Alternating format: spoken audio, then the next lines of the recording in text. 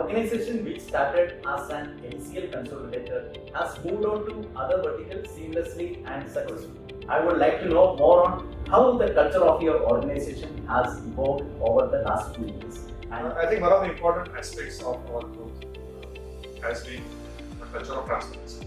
They get what they want, or what they want, and what we have committed to. If there's something, first you make your habits, and then habits speak.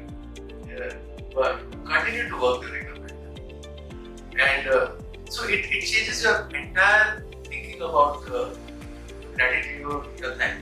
You're more thankful to people around us. Your disaster recovery plan or disaster management plan.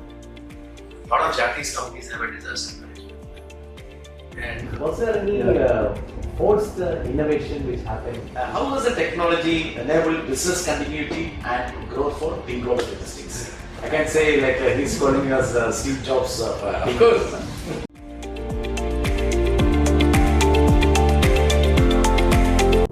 Now moving on to something which the audience would really love to hear from you. We would like to hear more on the success story of Team Global Logistics and what are the key differentiator or elements which you feel help in making Team Global a successful organization. Basically, we continue to follow the good practices what we were following, and I would say first thing is what we did was very consciously we created leadership at strategic levels. So it is leadership all across the organization, and then the accountability standards were very clear. And when I told you, people are very clear with the goals what they have to achieve. The value system is clear, so which makes decision making much simpler for them, easier for them, and Clearly defined. And I would say we also try to follow various practices like goal setting. If you remember, we try to do also balanced scorecard. We succeeded in some way, I would say, in that because it's a very highly structured process in terms of where you don't only see the financial parameters, but you see the other parameters in terms of your processes within the organization. You also look at the learning of your people. You align your learning of people with the higher goals of the organization. And strategically also, I'll say, we have been always conscious that we need to keep creating dots all the time. And in logistics, and these dots have to be independent dots. They don't have to be dependent on some other vertical. Like for example, if we have LCL service for export, import, we also have our own CFS which is there. We also have our own transport, but we may not use that. We may use, but these dots have been created, and there would be a time when we would like to connect these dots. And more and more talk you see today is about integrated logistics service provider, and diversified service provider. So there are few things what we've been doing, I think, but big credit goes to the people who we've been, the teams what we've been able to create, and people got attracted. And I think what attracted them the most was also about the organization. It worked things in a very respected way and in a very dignified way we have gone about. So it's all about people, yes. And I think it's bigger credit to the people and the way they interact with each other. The communication also within the organization, which Vivek also mentioned, I think it is very non-political, if you really ask. And people really, they don't hesitate in communicating. And once you have that kind of a culture, I think success is just a byproduct. I think what you are aiming towards is making your organization a different organization. It's a different compared to the way a lot of other companies probably may operate. I don't know, I can't comment about others, but I can comment. We have tried to create our differentiation in terms of experience. When people work with it, give them a good environment to work, give customers a good experience, a different experience than what they get. and always try to deliver more than commitment. So like people used to talk more about processes when they used to talk about team growth, for instance. So like now we are talking more about people side of it. So I'm just curious, which came first, people or process, or maybe it's something like a chicken or egg story, or how you interlink. So I think processes have to come first, and then people have to be aligned to these processes. And if these processes have been made keeping people in mind, okay, I think then alignment is not a difficult job. So, And Vivek, what's your view on your success story? Your side of the Yeah. So, I mean, everything what Nityam said. In addition to that, I think you have to look at our background. We don't come from business backgrounds, but at the same time, we have a postgraduate qualification in management, and we have a work experience for about 12 years before we started our own business. So I always say that so we approach the business with a professional bias. more holistic view. Yeah, more holistic, and so the only way we knew how to run a business was what we learned in the management textbooks and what we learned on our job, and that was a professional approach to doing business. That's great. And we tried to adopt those, or not tried, and we have successfully adopted those principles. Some of them, most of them have worked. Some of them may not have worked, but there's something else that worked.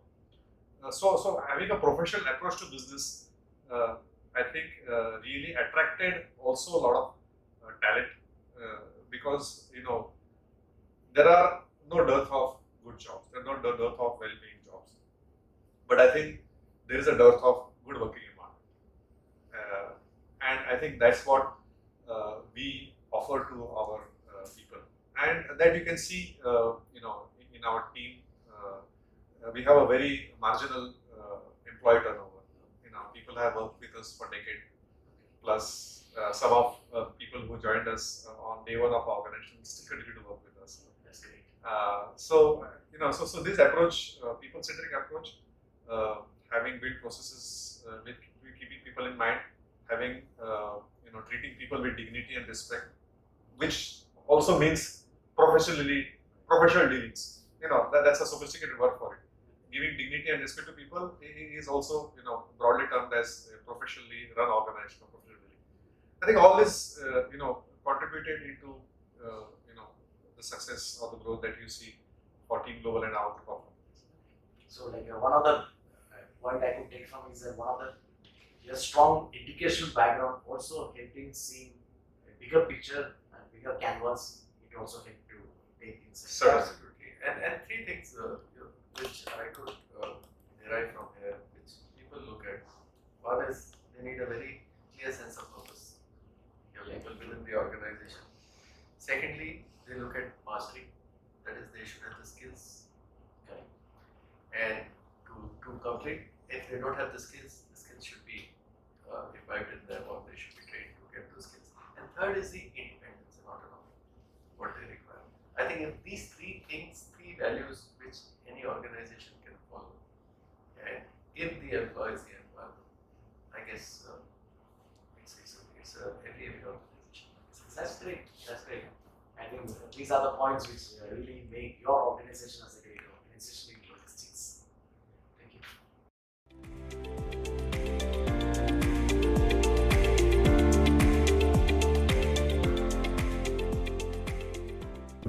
Presently, a lot of mergers, acquisition, and consolidation is happening in the freight forwarding industry.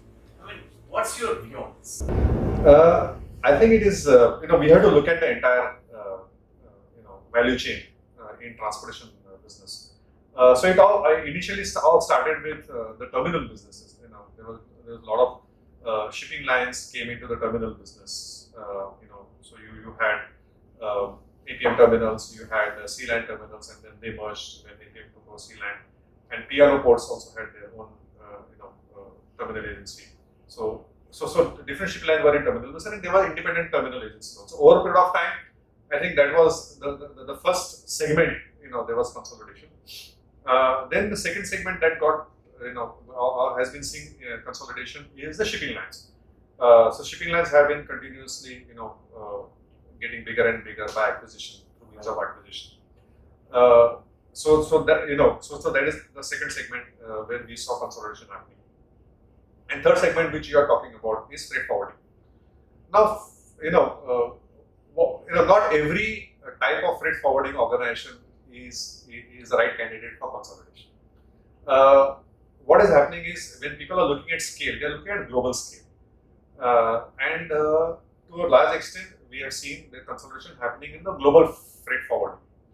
Whereas in the domestic context, we have not really seen people taking over other freight forwarding companies or merging together, which I think is something which I would urge the freight forwarding business and entrepreneurs to look at, because what is happening is people are looking at independently running their organization, and with this use of technology coming in a big way, a lot of multinational freight forwarding companies having access to better procurement, having access to cheaper capital from overseas compared to the interest rates in India are obviously much higher than what is available globally. So access to cheaper capital is helping them to entrench, and we have seen the share of the Indian freight forwarding business being taken up by multinational freight forwarding companies, and they have over a period of time also merged, and there are fewer companies which are operating now and controlling a larger stake. Whereas in the Indian freight forwarding industry, we have not seen something similar. And what we have seen is that, of course, due to pandemic, has been a shot in the arm for the freight forwarding industry, and some of the moribund freight forwarding companies, those who are doing normally okay, have been able to revive because of the uncertainty or chaos that was caused or has been caused, and to certain extent continues in the logistics space.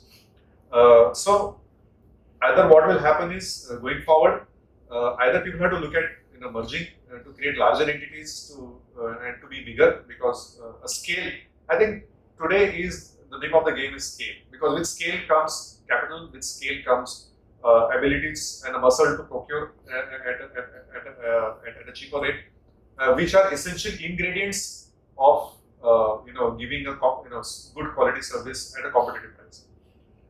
So I think that is something that we need to look at. Now, the second part of your question was in terms of technology drivers or the new technology platforms which are coming in. Are they likely to disrupt? Yeah, there's a lot of rush of these online startups. See, Whether it will disrupt, that is again a big question. So I will answer that question. I think logistics business is very interdependent kind of a business. So in the entire logistics chain, when you do a transportation from point A to point B, or say door to door or warehouse to warehouse, there are multiple agencies involved, and they are dependent on each other, and you require still a huge amount of domain know-how to get the best out of this multiple players.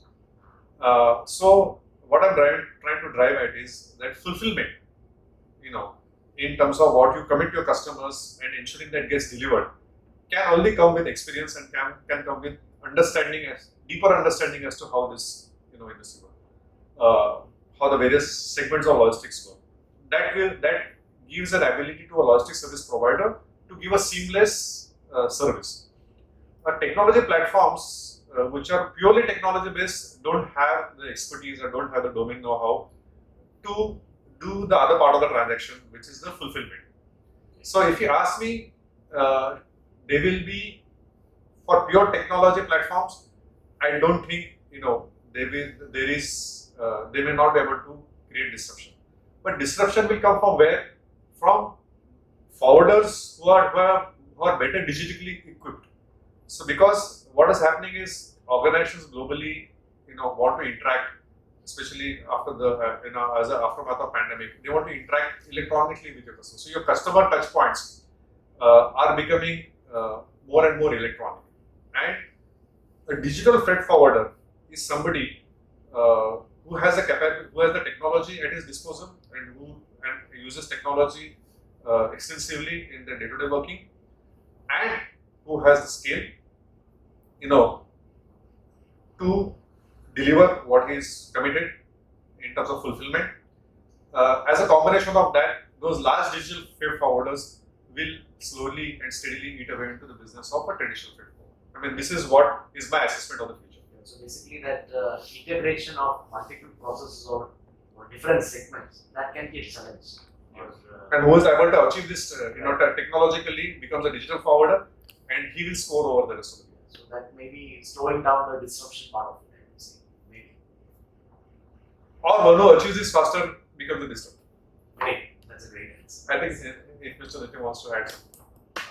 Basically, when you look at the trends, it's become a supplier's market. If you look at the liners, which is because there was constant M&A which was happening on the liner side in the last few years, and it's become more oligopolistic market where there are very few, and these are cycles of business which change, and today it's a very favorable for the supplier side. I think similarly, like what Vivek mentioned, there was a lot of M&A which happened on the multinational forwarder side. And but when you look at India, if you look at from the Indian perspective, I would say India economy is just opening up, and we are aiming towards getting into 5 trillion economy very soon. We are also looking at 500 billion exports this financial year.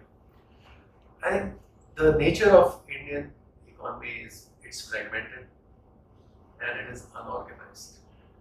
So I don't think it's a big threat for any of the domestic players if they continue to do the right things. Of course, they have to adopt to technology because this is, I would say, a only world which is there where there is the customer has to be offline and online both. It cannot be one. It's not going to be that he's going to get online throughout. It's not going to happen in India that easily. Yeah. So I think that is the characteristic of this market, and which gives enough opportunity for good operators in logistics field in the Indian industry to grow and nurture further. And disruption, when you talk, we know there are a lot of startups who are very ambitious, but I think what really they need to do is the companies which have very strong bottom line approach. I think those are the companies, because end of the day there is a lot of importance given to the commercial acumen or rationality of doing business. Just by cutting the cost and giving something cheaper, that doesn't mean that you can sustain and grow, because everybody cannot become Amazon. Amazon became Amazon because they had positive cash flows. So, but a lot of these companies which we see who are getting into this field, they may not have that positive cash flows. What they are doing is there are rounds of funding which are coming in, and this money is being utilized, and you have to, just by cutting the price, it doesn't mean that you will get market share. You will get immediate market share, but that will not sustain. I think what you really need to do is you need to add value, and you need to add value to your customers. You need to add value to your stakeholders. I think that is something which will take the companies forward, and those are the companies which will really have a future. That's a brilliant answer. You give a lot of insight to what's going to happen or how it is going to happen. In the continuation of the previous answers, and again, I would like to know about how this shipping lines plans of getting into global logistics is going to disrupt, I won't say disrupt, how it will change the freight forwarding industry, and how do you feel about it? I think it's a classic example of your when your vendors become your competition. True, that's true. Yeah.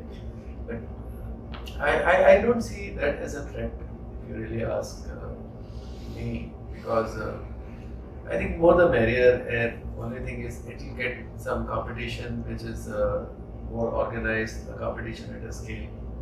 and I think we already covered that future business is going to be of scale. So I think it's fine. There is enough room for everybody, and markets are growing, and we also have to move towards a developed economy. And today, if you really look at India, 70 years also plus, India is still a developing economy, and it's better if companies competition like with good processes, strong processes, and strong infrastructure. They come. It will only improve the quality of service. So this can improve the global scale of maybe conservation industry and fight for industry. Absolutely. Like if you look at we are neutral service providers, and we cater to a lot of forwarders and MNC multinational forwarders, and they have their business has grown, our business has grown, and I think if shipping lines come in, then we would be it's like more customers for us, and it would be few more customers, big customers for us. So I think that is a way. That's true. That's true. With this view of strategic JVs and covered recognitions under your belt, what's next for Team Global Logistics? So as you know that we started with business of SL consolidation, and over the years we have added multiple verticals, be it full container load forwarding, be it air freight, be it container freight station, coastal forwarding, project cargo transportation. So as you can see that there is enough and more opportunities in the logistics space to grow and expand. We are closely looking at some opportunities. In fact, there is we have taken some steps forward in one of those segments. I think it would be a little short of making a formal announcement. Okay. So we can expect some big news. I would say big news, but Okay. there would be some news. Okay. And parallelly, we are also evaluating some more, opportunities. So yes, I mean, we will continue with our, track record of continuous growth, continuous evolution as an organization, continuous, seeking approach of seeking opportunities. And yes, we will, continue trading on this path of growth and development. So yes, basically in the logistic. of course, yes. I mean, yeah, we always maintain that logistics is our core competence, and we will not get into unrelated, disparate territories or industries that we don't have any knowledge about. So stick to your core competence and continue to do whatever you can do into the core competence. Because our industry is a growing industry, and it itself is opportunity, huge opportunity. There is no reason for us to look at expanding into other industry, because there are enough and more opportunities available in our industry itself. So you will hear out about it. Yeah. Anyway, all the best for the Thank new you. venture you're talking about. And Thank you so we are much. waiting for some news to happen. We are also equally looking forward. Thank you. At a personal level, did you pick up a new hobby or learn a new skill? Sometimes you talk about continuous improvement in the organization, and similarly, whether continuous improvement in your personal life also, whether it is a hobby or a skill. Yeah, so you always have to practice what you preach, right? Yeah. Yes, I must say that I have had the opportunity to pick up a new hobby. Of course, I mean, apart from the fitness, which we all of us indulge into keeping us I fit. believe you are an marathon runner also. Yes, have been, but now I have got into other form of fitness. But in terms of the hobby, yes, I mean, good thing is that I am lucky to have my better half, my spouse, my wife is a singer. So I have picked up a hobby of now it's more than a year plus. I am learning Indian classical music. Okay. So there's a new hobby which I have personally picked So up. we can expect some duet coming. Yes, I'm ready for it right now. That's great. Yeah. What about you? I picked up guitar because, as I said, if Vivek is singing, there is somebody required to play the music. Oh, So, yes. Actually, it was other way around. He first learned how to play the guitar. Then I said that he requires a good singer to, so there's a good rhythm available. I was always looking for a good accompanist to, as a rhythm. And then since he picked up guitar, I said now I have to sing. Because So somebody there's has a to full give it. orchestra coming out of it. Of course. That's great. That's wonderful. Yeah. That's a great thing. I mean, this is something which you rarely see among entrepreneurs, and especially they are getting into the similar hobbies and one complementing each other. Maybe that is also part of your organization culture or your leadership team, complementing each other, I would say. but music is a big stress buster. Okay. See, Okay. and it really calms you down. It really suits you down. So I think that is a big advantage of getting into this. So that's great. And what's your favorite quote, if I can ask? See, there's a book, The Alchemist, and by Paulo Coelho, you know that. And there is a quote which is very popular, and that has been one of the favorite, I would say, that when you want to achieve something, all the forces of the nature conspire and help you to achieve it. So I think that has stuck around me, and it has got into me, and I believe very, very, very, very strongly. What about you, Ray? I have, the author is unknown, and the quote goes to say that today is what your thoughts have brought you, and tomorrow is where your thoughts take you. I always give this as an example that everything starts with a thought and in your mind, and it happens twice. So once it happens in your mind, it happens in real life. So today, what we are here today is because we thought about it at some point of time, and it actualized into today's situation. So what a situation you have to think today, and then you have to work towards it. Forces of nature will conspire, and you will be what your thoughts have become. So I just repeat the quote: today's what your thoughts have. Today's where your thoughts were yesterday, and tomorrow is where your thoughts are today. That's great. And continuation of that, not just a thought, which is the destination you make. The thoughts is taking you somewhere, and what is the destination you make? Yeah. So yes, I would say an avid traveler, but I enjoy to travel. But I think if you have asked me in terms of global destination, I think one of my favorite places is Cape Town in South Africa. Cape Town. Yeah, that's a lovely place. What about you? I'm very nostalgic about Bruges, and that is also the place where I had gone for my honeymoon. Okay. So, Okay. but I love that place, that cobblestone city, Okay. and it's in Belgium. Yeah. So that's an old town, if I'm not Yeah, it's an old town. It's a very old and very. They have conserved their old culture. Okay. Even my wife knows that place. So you, after honeymoon, you go there every year or something like that? No, we have not been going that often, but I've been there 4 or 5 times. But I like that place. And, People always it's talk my about favorite Bruges, that town square, that's supposed to be one of the beautiful places. Yeah, it's beautiful. That's great. And are you a movie buff? You Yeah. see movies? Yeah, but most of Indians. Anything special you can recollect? Hindi movie, if you really ask me, Sholay has been my Oh, favorite. And okay. it's been all-time favorite, and I'm also a great Amitabh fan. Okay. So, in fact, whenever this movie is playing, I always will come, sit, I'll continue to watch it. Okay. I love this movie. And if you look at the English movies, I would say The Beautiful Mind is one of my favorite. But me and my boys will enjoy watching Hangover. Okay. So Okay. we love that movie. Okay. So you have a culture of like all of you watch movies too? Oh yeah, we do that. Okay. So this is the favorite pastime or something? Because if Yeah, it is one of the pastimes. Like many of the Indians, I think we have movie is one of our good pastimes.